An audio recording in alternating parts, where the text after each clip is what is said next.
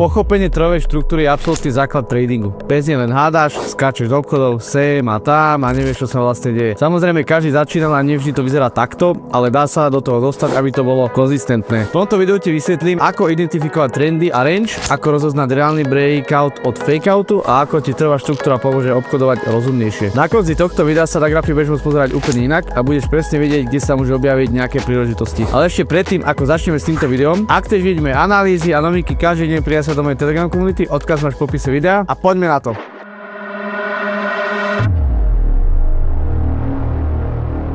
Veľa ľudí si myslí, že trading je o indikátoroch, setupoch alebo o tom mať nejaký tajný systém. Realita je ale taká, že ak nevieš čítať trh, žiadny indikátor ťa proste nezachráni. Trhová štruktúra je jazyk trhu. Ak jej nerozumieš, je to ako pozerať sa na mapu v cudziom jazyku. Keď porozumieš, zrazu vieš, kde si v pohybe, vieš, kto má plus minus kontrolu a vieš, kde má zmysel hľadať vstupy a kde nie a takisto vieš, kde máš hľadať potom výstupy. A presne to si teraz rozoberieme. Trhová štruktúra je v podstate spôsob, akým sa cena hýbe. Či je trh v trende, range alebo reaguje na kľúčové úrovne. Každý trh krypto, forex, akcie funguje na rovnakých princípoch. Keď rozumieš štruktúre, vieš, či majú kontrolu kupci alebo predajcovia a máš predstavu, kam sa cena pravdepodobne môže hýbať ďalej. Bez štruktúry iba tipuješ. Sa štruktúrou robíš rozhodnutia. Máme dva základné trendy. Uptrend, vyššie high, vyššie low, downtrend, nižšie high, nižšie low. Trend nám hovorí, kam má trh momentum, ako obchodovať trend. Uptrende hľadáš pullbacky k supportu, downtrende hľadáš návraty k rezistencii. Najväčšia chyba začiatočníkov, snažia sa chytať vrcholy a dna. Nebojujú proti trendu, snaž sa obchodovať s ním. Range znamená, že sa cena pohybuje medzi jasným supportom a jasnou rezistenciou. Trh nemá smer, len sa melie do strany. Ako obchodovať range? Nákup pri supporte, predaj pri rezistencii. Trendové stratégie tu nefungujú, range často vzniká po silnom trende, keď trh spracováva zisky alebo straty. Kľúčová vec, veľa ľudí prerába len preto, že obchodujú range ako trend. Breakout nastáva, keď cena prerazí support alebo rezistenciu a pokračuje momentum. To vidíte ako veľkú sviečku, takzvaná akcelerácia. Silné breakouty sú často potvrdené objemom a sprevádzané rýchlym pohybom, takzvanou akceleráciou. Obchoduj ich tak, že nechoď all in na prvú sviečku, určite sa tomu vyvaruj. Dôležitý je risk management. Čakaj na potvrdenie, ideálne si počkaj na retest úrovne, nech si to tú úroveň opäť otestuje a potom vstupuj, daj nejaký stop loss a nechaj to leteť. Či už hore alebo dole, závisí to samozrejme od pozície, či idete do longu alebo či idete jednoducho do shortu. Long sa rovná nákup, short sa rovná predaj. Čiže zarábame, keď nám aktívum klesá. Fakeout je falošný breakout. Cena prerazí úroveň, naláka traderov a potom sa rýchlo vráti späť. V kryptomenách sú fakeouty veľmi časté kvôli volatilite. Rozpoznať by sa mali dať tak, že majú slabý objem, dlhé knoty, tzv.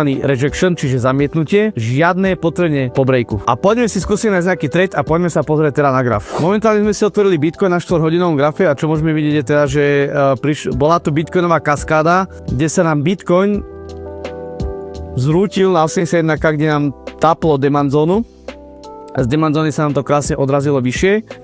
Čo teraz očakávame, alebo čo by sme mohli vidieť? Momentálne je trh veľmi rozbitý, RSI na 4-hodinovom grafe je prepredané, ale to neznamená, že cena nemôže klesnúť ďalej, ale reálne by mohol prísť nejaký pullback.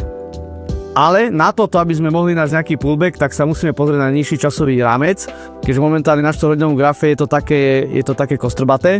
A aby sme vedeli aj nájsť nejaký vstup a smer, tak sa pozrieme na nižší timeframe. Vidíme, že sa tu buduje nejaká štruktúra a momentálne tento demand zone bol dvakrát otestovaný, čo nám naznačuje, že cena sa už sem iba tak nevráti. A hore máme supply zónu, kde podľa mňa prídu veľké predaje a tam by som chcel smerovať take profity. Čo momentálne by som chcel hľadať? Toto sú tie zvýraznené úrovne, kde trh reaguje. Takže momentálne, kde by som chcel teoreticky vskúpať je, ak by Bitcoin ešte spravil nejakú korekciu dole, niekde na tejto úrovni, tu by som chcel mať nejaký prvý buy, prípadne ak by to kleslo nižšie, je dosť možné, že nám Bitcoin bude chcieť otestovať opäť tento level a môže prísť tzv. Fakeout, ako tu. Môžeme vidieť, že Bitcoin nám prerazil tento level, vrátil sa, otestoval ťuk a ľudia tuto presne začali vstúpať do longu a presne, dajme tomu, že mali stop lossy niekde tu, prišiel výplach, bam a opäť sa to vrátilo naspäť. Čiže, ak by som chcel sa vyvarovať nejakému fakeoutu, skúsil by som vstúpiť na tejto úrovni, prípadne si dať druhý vstup niekde pod touto úrovňou a stop loss by som dával kľudne niekde až sem. Ale samozrejme momentálne nevidím žiadny nejaký vstup. Chcel by som vidieť, ako zareaguje Bitcoin na tejto úrovni. Momentálne nechcem vstúpať do obchodu, keďže momentálne sme na úrovni, kde Bitcoin nedokáže zatiaľ preraziť túto úroveň. Táto úroveň bola čiastočne prerazená, ale presne to, čo sa stalo aj tu, môžeme vidieť, že prišiel tzv. breakout, lenže prišiel rejection a cena sa opäť vrátila. Snažila sa to opäť breaknúť, ale už tam nebola taká sila a cena sa opäť vrátila nižšie. Takže tuto určite veľa traderov vstupovalo do longu a proste ich to spláchlo. Keďže pravdepodobne niekde tuto začali ľudia vstúpať do longu na breakout, že ideme na 85k teraz. A čo sa pravdepodobne stalo je, že ľudia si dávali stop loss niekde pod túto úroveň a presne tuto vidíme aj tie objednávky, tuto vidíme, ako to vydrbalo s ľuďmi zase a pravdepodobne vychytalo proste stop lossy. Takže kde by som chcel vstúpať momentálne, chcel by som sa pozrieť na túto úroveň, tu by som chcel vstupovať, druhý vstup by som dával niekde sem a stop loss by som dával niekde na 81 800, dajme tomu, plus minus, kde by sme mohli, kde už by pravdepodobne prišlo prelomenie štruktúry a opätovné testovanie tejto úrovne, čo by znamenalo, že by sa dalo nakupovať nižšie. Aj o tom to je stop loss, že ak vám to zoberie stop loss a trh ide nižšie, ale smer bude udaný, že trh vám stále naznačuje, že pôjde hore a môže dosiahnuť váš take profit, tak máte lepší nákup. Takže momentálne tu nevyviníme nič zaujímavé. Momentálne trh sa motá od tohto levelu a pravdepodobne príde test tohoto levela. Alebo prípadne aj tohto levela, kde môžeme vidieť, že sa to odrezlo párkrát. A máme tu tzv. Double bottom. Lenže, čomu môžeme dojsť je, že pravdepodobne kľudne môže prísť fake out, výplach a potom by BTC kľudne mohol ísť až niekde k tejto demand zóne, ale samozrejme ja som viacej konzervatívny, takže ja by som bral take profity niekde na tejto úrovni, niekde kľudne aj pred tou supply zónou, keďže kľudne sa to môže vrátiť aj pred ňou. Čiže tu by som bral niekde take profity a vstup by som zvažoval niekde na tejto úrovni. Zoberiem si druhý tool, zoberiem si kľudne zoberiem si horizontálnu čiaru, označím ju bielou, čiže niekde tu by som chcel vstupovať, uvidíme, ako to bude reakcia. Prípadne ešte na druhom stupne by som uvažoval niekde sem a stop loss tu, kľudne na tejto úrovni. Keďže ak by dokázalo breaknúť 72k, tak podľa mňa by prišiel prepad, opäť by sme išli testovať túto úroveň. Takže toto by boli nejaké moje dve vstupné úrovne. Momentálne sa do toho nedá vstupovať priamo, keďže momentálne nechcem priamo vstupovať do obchodu a nechcem ani si radať limitný príkaz. Chcem si počkať, čo sa tu stane a prípadne budem vstupovať do tohto trhu marketom. Očakávam, že Bitcoin sa tu dokáže ustabilizovať, že táto zóna bude silná a že nás dokáže podržať. Tieto dve čiary môžeme brať ako zónu, ale v mojom prípade sú to ako keby aj dve nákupné úrovne. Prípadne, ak vstúpete marketom a nechcete čakať na limitku a chcete počkať na nejaké potvrdenie, tak kľudne si môžete dať aj minútový graf. A ak uvidíte, že v tomto range sa niečo deje a bude sa tu nejaká štruktúra, tak nebojte sa vstúpiť niekde tu, na tejto úrovni, stop loss, sem a take profit, kľudne, nejak som označil tú zelenú čiaru, takže príklad. Ak by sa nám vydaril nejaký fajnový vstup, môžeme si dať long position, čiže príklad, tento vstup není samozrejme presný, lebo uvidíme, ako sa trh vyvinie ďalej. Čiže tu by sme mali stop loss, vstup by sme mali približne niekde na tej úrovni, ako som ju vyznačil, medzi touto úrovňou a take profit. Máme obchod risk s ratio 9:11.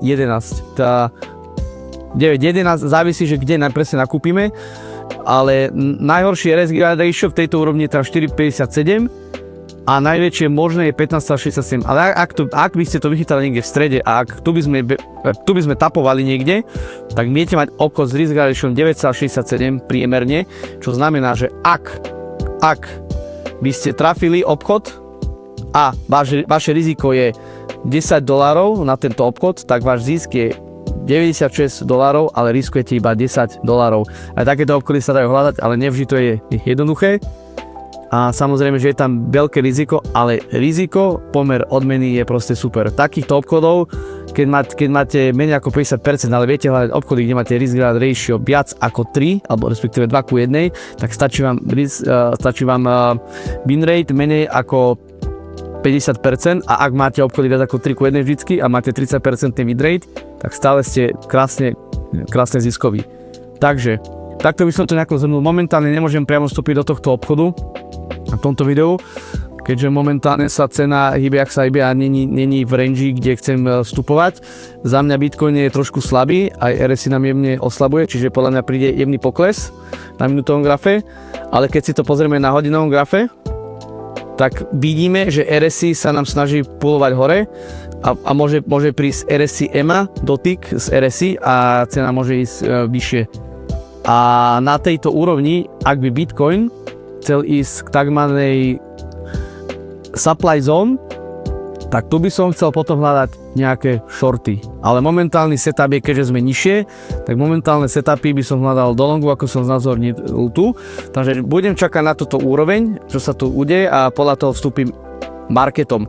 Ak by som videl, že sa tu niečo deje vyššie a uvidel by som nejaký možný prepad, tak by som vedel nastaviť presnú limitku, presný stop loss a nehať to tak. Ale momentálne v tomto prípade chcem čakať, ako sa trh vyvinie, či tuto príde nejaký fake out, nejaký výplach, tu by som chcel potom vstupovať, stop loss a take profit, a nie na to letieť na tých 84,5, keďže kľudne to môže ísť až sem, alebo k 85, ale radšej brať konzervatívnejšie profity, ako to nehať letieť niekam do nejakého nezmyslu a nikdy vám to ten take profit nehytne. Ako to celé spojiť dokopy? Postupuj vždycky takto. Určí kontext trhu, trend alebo nejaký range. Označ si kľúčové úrovne. Sleduj reakcie ceny, ako cena reaguje v danom range. Takisto si skús potvrdiť vstup objemom a nejakými sviečkami. Naplánuj si vstup, výstup a tvoju invalidáciu. Čiže invalidácia sa rovná stop loss, to znamená, že setup neplatí a trh ide proti tebe. Žiadne hádanie, snaž sa čítať trh. Najčastejšie chyby: naháňanie breakoutov bez nejakého kontextu, zamieňanie krátkeho pohybu za trend, obchodovanie rangeu ako nejaký veľký trend, ignorovanie objemu a rejection sviečok. Rejection znamená zamietnutie. Keď sa týmto chybám vyhneš, tvoj trending sa zlepší a budeš mať podľa mňa lepšie výsledky. Trhová štruktúra je mapa trhu. Ak vieš, kedy je trh v trende, kedy je v range a ako čítať breakouty a fakeouty. Prestávame hádať a začíname robiť rozhodnutia s väčšou istotou. Keď toto zvládneme, grafy ti začnú hovoriť samé a nemusíš moc nič riešiť. Ak sa chceš učiť viac a obchodovať so mnou, prípadne chceš vidieť novinky alebo analýzy, pozývam ťa do mojej telegramovej komunity a určite sa pridaj, link máš v popise alebo naskenuj QR kód. Daj like, odber a hlavne skús tieto veci aplikovať v praxi a napíš mi, ako sa ti darí. Vidíme sa na budúce.